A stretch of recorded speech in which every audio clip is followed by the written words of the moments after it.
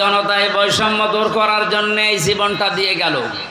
আমি গত কয়েকদিন আগে শহীদ আবু সাইদের কবরের কাছে গিয়েছিলাম, ওনার বাবার সাথে দেখা করি। আমার যা সামর্থ্য ছিল আমি টাকা পয়সা দিয়ে দোয়া করে এসেছি। একজন এরকম না, হাজারের উপরে এই দেশে এরকম ছাত্র ছাত্রী জীবন দিয়ে গেল।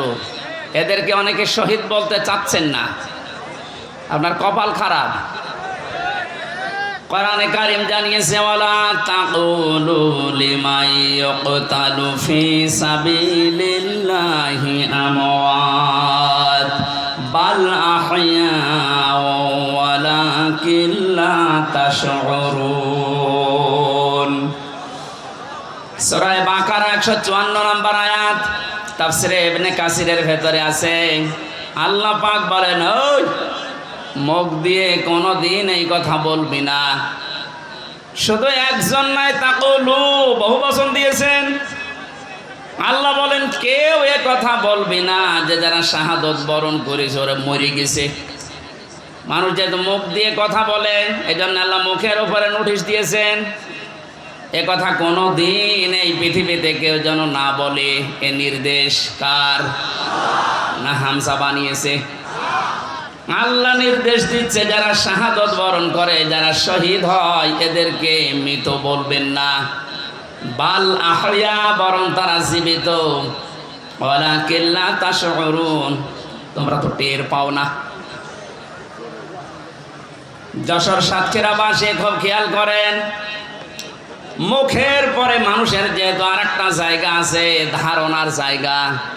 মানুষ মনে মনে ধারণা করতে পারে যে লোকটা মনে হয় মরে গেছে। এই জন্য আল্লাহ ধারণার উপরে, মনের উপরে আল্লাহ নোটিশ জারি করে দিয়েছেন, ওয়ালা তাহসাবান্নাল্লাযীনা কুতিলু ফি সাবিলিল্লাহি আমওয়াতা বাল আহইয়াউন ইনদা রাব্বিহিম ইরযাকুন। সূরা আলে ইমরানের 169 নম্বর আয়াত। এটা তাফসীরে ফি জিলালিল কোরআনের তাফসীরে আছে। ব্যাখ্যা যত আছে 8-9 পৃষ্ঠা লেখা, সব বলতে গেলে সময় কভার হবে না। এজন্য আমি সামারাইজ করছি। মুখের ওপরে আল্লাহ নোটিশ দেওয়ার পরে আল্লাহ অন্তরের ওপরে নোটিশ দিয়েছেন যে ধারণাও করবি না। যারা শাহাদত বরণ করে এরা মারা গেছে, ধারণাও করা যাবে না। এ নির্দেশ কার? বাল আহইয়া, বরং তারা জীবিত। শুধু জীবিত না, ইনদা রাব্বিহিম ইরযাকুন, এরা আমি আল্লাহর কাছে রিজিক পাচ্ছে। আমরা এখানে অধিকাংশ মানুষ কথা জানি, এটা হাদিস, যে দেওয়াল চাপা পড়ে মরে গেলেও শহীদের মর্যাদা পায়। এই কথা বলছেন এখানে। পানিতে ডুবে মরলে শাহাদতের মর্যাদা পায়। এই যে বন্যায় 18 জনের উপরে মারা গেল, সব শহীদ, যদি ঈমান থাকে। আগুনে পুড়ে মরে গেলে শহীদের মর্যাদা পায়। পাহাড়ের উপর থেকে গড়ে যদি কেউ পড়ে মারা যায়, শাহাদতের মর্যাদা পায়। জালেমের জুলুমের সামনে নিজের জীবনটা দিয়ে চলে গেল, শহীদ হবে না। আপনাকে কে বলেছে? ওরকে আবার আর একবার মরে দেখানো লাগবে যে দেখেন আমি শহীদ হলাম কিনা। সুতরাং এগুলো যারা করছেন আপনি থামবেন, কোনোদিনে কথা বলবেন না। এ বিশাল বৈষম্য দূর করার জন্য নিজের জীবন পর্যন্ত যে লোকটা দিয়ে গেল, আপনি কি মনে করেন শহীদ আবু সাইদর জীবনের কোনো মায়া নেই? আপনি যেমন নিজের জীবনকে ভালোবাসেন, ও ছেলেটাও তো এরকম ভালোই বাসতো। ওর বাবাকে আমি জিজ্ঞাসা করলাম, ছেলে মেয়ে কয়টা? ছেলে বলছে 6টা। এটাই আমার ছোটবেলা থেকেই প্রতিবাদী ছিল। প্রতিবাদ মানে কি? অন্যায় যেখানে, প্রতিবাদ সেখানে। এর আরবি হচ্ছে জিহাদ। এ ছেলেটা ছোটবেলা থেকে জিহাদ জিহাদ জিহাদ এইটার ভূমিকায় ছিল। আর জিহাদ করলে আল্লাহ তাদেরকে শাহাদতের মর্যাদা দেয়। মহান আল্লাহ তার জীবনটা এত বেশি ভালোবেসেছেন, সাধারণভাবে রোগে শোকে পড়ে মরণ দেয়নি, দিয়েছে একেবারে ময়দানে। মনে আছে মৃত্যু দেখে দেখে আল্লাহর কাছে যাচ্ছে। চারটা গলি তার বুকের ভেতরে। যাদের নির্দেশে কাজ হয়েছিল, আহ্বান জানাচ্ছি যারা দায়িত্বে আছেন, একটা কেউ যেন ছাড়া না হয়। আরে কথা কোনোদিন ধারণা আনবেন না, বলবেন তো নাই যে ওরা মরে গেছে এমনি না। এদেশটা স্বাধীন করার জন্য 71 সালে যারা জীবন দিয়েছিল তাদেরকে যদি শহীদ বলতে পারেন, এ পৃথিবীর সবচাইতে বড় স্বৈরাচারী ফেরাউনের পরে এই হাসিনা। এর বাস্তব প্রমাণ আয়না ঘর। আমি মাটির নিচে যতদিন ছিলাম জানি না যে দুনিয়া বলে কিছু আছে কিনা। আমারে যারা নিয়েছিল রিমান্ডের নাম করে নিয়েছে তো, অথচ নিয়েছে তো মাটির নিচে। এত কঠিন অবস্থায় রেখেছিল, এত অসহায় হচ্ছিল মনে নিজেকে যে আল্লাহ পৃথিবীতে তুমি ছাড়া মনে হয় আর কেউ নেই। কারণ আমি বিচ্ছিন্ন ছিলাম দুনিয়া থেকে। আমি তো তাও মাত্র 3 বছর, আর ব্যারিস্টার আরমান 8 বছর। আপনি কল্পনায় আনতে পারেন যে একজন মানুষকে মাটির নিচে যে ঘর এখন দেখা যাচ্ছে, এখানে 2 দিন 5 দিন 10 দিন না 8 বছর একটা মানুষ থাকলো কি করে? এটা টুরিস্ট প্যালেস হিসাবে আমার মনে হয় যারা দায়িত্বে আছে অন্তর্বর্তীকালীন সরকারের, তাদের উচিত হবে এটা রেখে দেওয়া। তামাম দুনিয়ার মানুষ সেটা আসবে, দেখবে আর বুঝবে যে বাংলাদেশে একটা জালেম ছিল। এর সাথে যারা জড়িত প্রত্যেকের ওইভাবে করে শাস্তি দেওয়া দরকার। অনেকে বলছে না মাফ করে দেন না, মাফ করার কোনো বিষয় এখানে নেই। কিসের মাপ? আপনি তো ওই জায়গায় পড়েননি। তাই কোরআনে কারীম জানিয়েছে ওয়াইনা আকাবতুম ফাআকিবু বিমিসলি মা উকিবতুম বি। তোমার উপর যতটুকু অত্যাচার করা হয় তুমি যদি প্রতিশোধ হিসাবে অতটুকু নাও তবে কোনো দোষ নেই। আমি নিরপরাধের পরও যা করেছে, যেহেতু নিরপরাধ আমি প্রমাণ হয়ে গেছি গত পরশুদিন। কথা বলেন না কেন? গত পরশুদিন আমি তো প্রমাণ হয়ে গেছি যে আমার কোনো দোষ নেই। এই জন্যে তো আদালত বেকসুর খালাস দিয়েছে। তাহলে যারা এর সাথে জড়িত টপটপটন, আমার কিন্তু কোনো সাধারণ মানুষ মামলার বাদী ছিল না। মামলার বাদী ছিল হাসিনা। ও জেনে শুনে এই কাজ করেছে। আমার মতো 1 জন 2 জন না, হাজার হাজার আলেম আমার সাথে জেলখানায় সারা বাংলাদেশে। আমি গণনা পেয়েছিলাম আমার সাথে প্রায় 120 জনের উপরে ছিল, সারা দেশে মিলে কয়েক হাজার। জানা শোনার পরে যারা ভুল করে অবশ্যই তারা অপরাধী, আর অপরাধীর শাস্তি হবে মাস্ট বি। এই জন্য অপরাধগুলোর সাথে যারা জড়িত আছেন, আমি নিজেরটা যেহেতু ভুক্তভোগী আমারটা বলছি, আমি তো নিরপরাধ প্রমাণ হয়েছে দেশের আদালতে। সুতরাং যারাই জড়িত আমার মামলার আইওয়াই মিজান থেকে শুরু করে প্রত্যেকের আমি এইরকম 3 বছর জেল চাই। এমনকি আমার ধরার পরে আমার বাবার কাছ থেকে ওরা বিনা কারণে বলেছে 10 লাখ টাকা দেন, নয়তো 50টা মামলা দেব। বাবা আমার গ্রাম্য মানুষ, ভয়তে 8 লাখ দিয়ে দিয়েছে। আমি গতকালকে আমার মামলার আইরে কল দিয়েছিলাম। আগে ওরে আমি স্যার বলতাম, আর কান থেকে দেখছি কান্না কাটি করে বসে, স্যার কি করা লাগবে বলেন? কি করা লাগবে মানে আমার 8 লাখ টাকা ফেরত দে। কারণ এখন তো আমার কোনো দড়ি নেই, সব শেষ। শুধু আমার মামলা না, এদেশে যত মানুষকে বিনা কারণে আজ বন্দি ঘরে, আয়না ঘরে, জেলখানায় আটক রাখা হয়েছে, এদের সাথে যারা জড়িত কিছুই তো প্রমাণ করতে আপনি পারবেন না। এদেশের 18 কোটি মানুষ যদি মাফ করে দেয় আপনাকে, কোরআন আমার সামনে ব্যারিস্টার আরমানের স্ত্রী আপনারে মাফ করবে না। আমান আজমি কালকে লাইভ করেছেন সংবাদ সম্মেলনে, যা করেছেন তার সাথে পৃথিবীর ইতিহাস পাল্টিয়ে ফেলেছেন। এই জন্য আল্লাহ জালেমদের এত কঠিন এবং করুণ এবং ভয়ঙ্কর পরিণতি নিয়ে আসে। কালকে আদালত থেকে বের হওয়ার সময় দেখলাম হাজী সেলিম হাউ মাউ করে কাঁদছে। এজলাস আমি কিছু জানি না, কথা মুখ দিয়ে ভালো বের হয় না। নৌকা বলতে গিয়ে হৌকা বলে, নৌকা বলতে পারে না। কি হলো বলেন তো? জালেমের যতগুলো হত্যা মামলা, তার একটার যদি রায় হয় হত্যা মামলার, তে ফাঁসি হবে তার। অথচ বয়স চাই, এই বয়সে যে চরিত্র এখন দেখা যাচ্ছে, আমার মনে হয় এটা মুখে আনতেও আমার ঘৃণা করে। মানুষ এত নিচে নামে কি করে? এই যুবক মানুষে যদি একটু উল্টাপাল্টা করে তো মেনে নেওয়া যায়। ও 80 বছর বয়স, ওর শরীর চলে না, আরো কি করছে? ওর দৃশ্য দেখে শয়তান মাঝে মাঝে হাসে, আল্লাহ তুমি আমারে শয়তান বানিয়েছো। হাজি নামে কলঙ্ক, হাজি সেলিম কত টাকার মালিক ছিল শুধু আল্লাহ জানে, আর ও জানে, তাছাড়া কেউ জানে না। টোকাই থেকে পর্যন্ত পৌঁছে কি হলো আপনার? শেষ বয়সটা একটু আল্লাহ বিল্লাহ করে দুনিয়া থেকে বিদায় নেবেন, সে অবস্থা এখন আপনার নেই।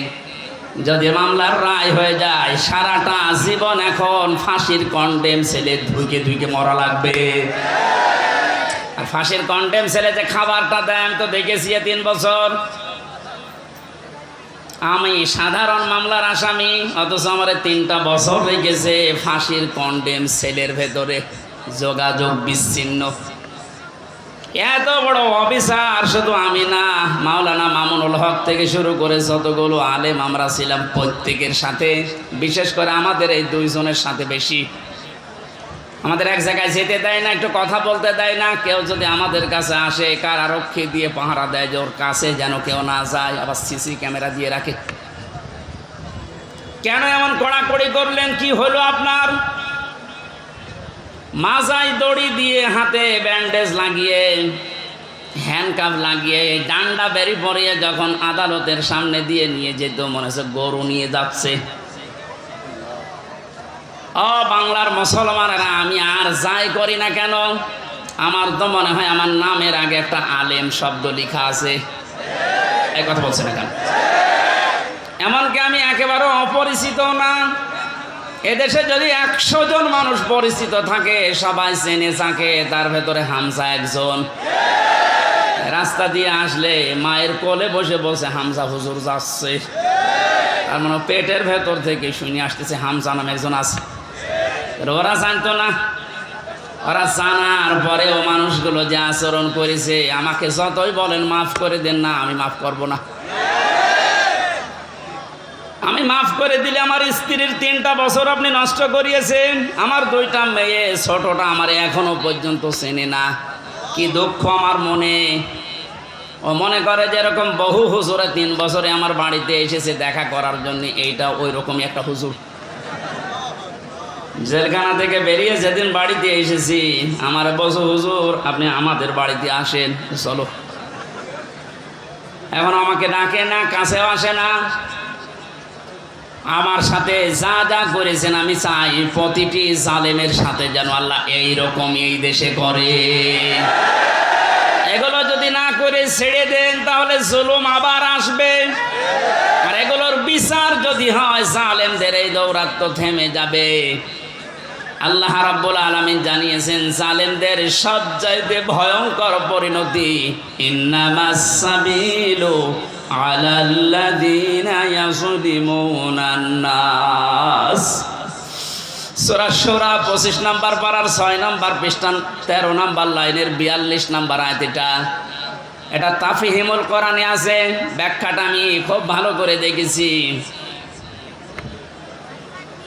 এ জামানার মুসাদ্দিদ সাজ্জাদ আবুল আলা মাউদুদী রহমাতুল্লাহ আলাইহি এত সুন্দর করে আয়াতটার ব্যাখ্যা লিখেছেন, আমি পড়লে আমার কাছে আশ্চর্য লাগে আয়াতটা। আল্লাহ পাক বলেন, এই পৃথিবীর ময়দানে জালেমদের দৌরাত্ম্য যাই হোক না কেন, দুনিয়া একদিন তো শেষ হবে। মরণের পরে আমি আল্লাহ নিজে জালেমদের বিরুদ্ধে নিজে মামলা দায়ের করব।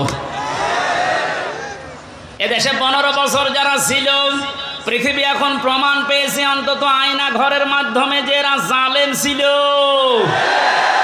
জালেমদের বিরুদ্ধে মামলা হামজার না আল্লাহর?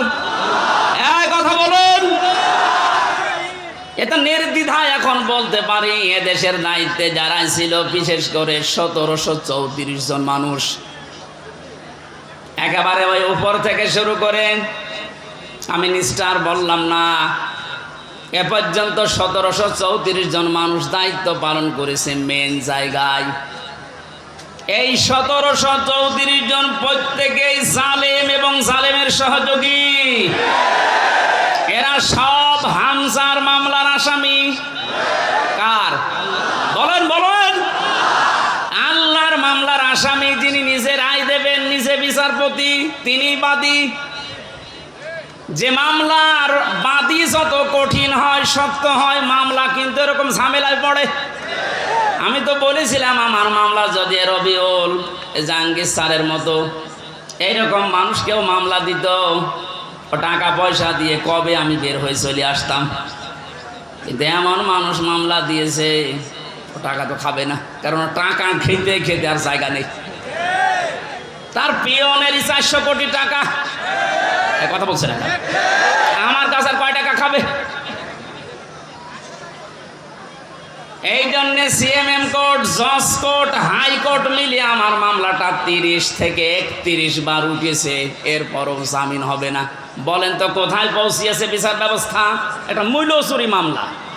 মূল্য চুরি না? মূল্য চুরি করলে তো একটা অপরাধ হয়, আর আমার যে কিচ্ছু জানি না ওই বিষয়ে। কোন পাগল ছাগল নাকি একটা কাঁচি, ধান কাটা কাঁচি নিয়ে গেছে সংসদ ভাঙার জন্য। ওরে কালকে হাজির করেছিল কোর্টে। আমার পাশে দাঁড়িয়ে, এই আমার চেনো? বলছে না। আমার নাম বললে কি করে? বলছে আমারে বলতে বলিস। জজ সাহেব যে হাসছিল কালকে পরশুদিন, একেবারে খালাস দিয়েছে এমনি না। বলছে আমি কি দেখে বিচার করবে মামলার? কোনো মাল ম্যাটারেস নেই, যা সব শেষ করে দিলাম, মামলা বলতে আর কিচ্ছু নেই। অথচ কয়েকদিন আগে সিঙ্গাপুর গিয়েছিলাম।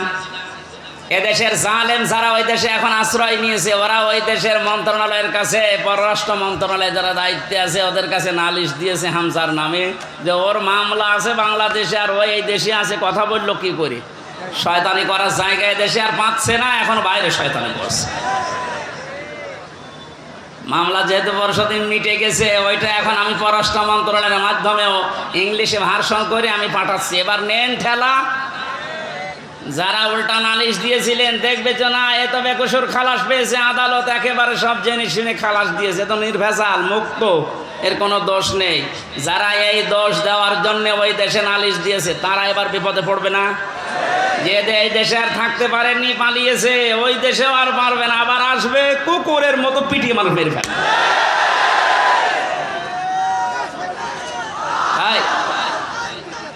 ঠিক আছে ভাই।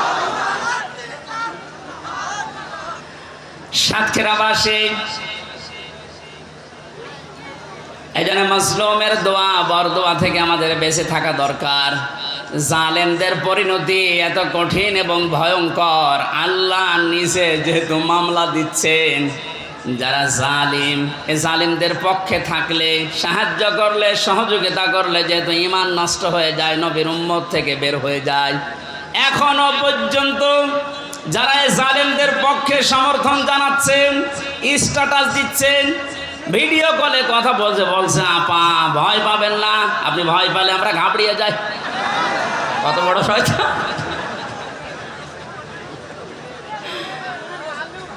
আমার তো মনে হয় ওর ভিডিওটা আমি দেখলাম, শয়তান তো আমি দেখিনি, যদি দেখতাম মনে হয় শয়তান ওরকমই হইতো।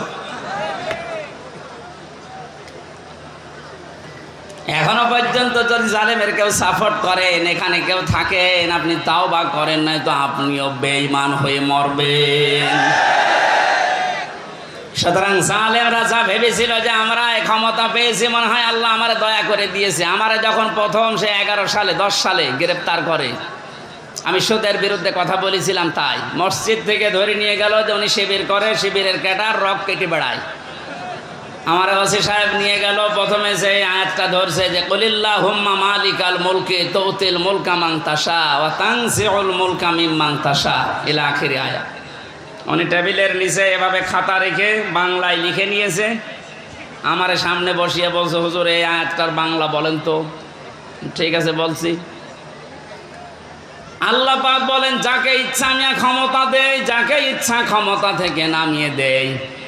এতটুকু বলার পরে বলছো হুজুর দাঁড়ান, যা বললেন এটা ঠিক আছে, হ্যাঁ এটাই তো কোরআনের অর্থ। হাসিনাকে আল্লাহ ক্ষমতায় বসিয়ে রেখেছে, এটা আল্লাহ রেখেছে, আপনারা ঝামেলা করেন কেন? কোথায় টান দিয়েছে দেখেছে কত বড় মুফাসসির। অথচ সূরা আলে ইমরানের 178 নম্বর আয়াতটা গত কয়েকদিন আগে আমি তাফসীর সব পড়তে গিয়ে দেখি ওই ওসির কথার পুরা উল্টা।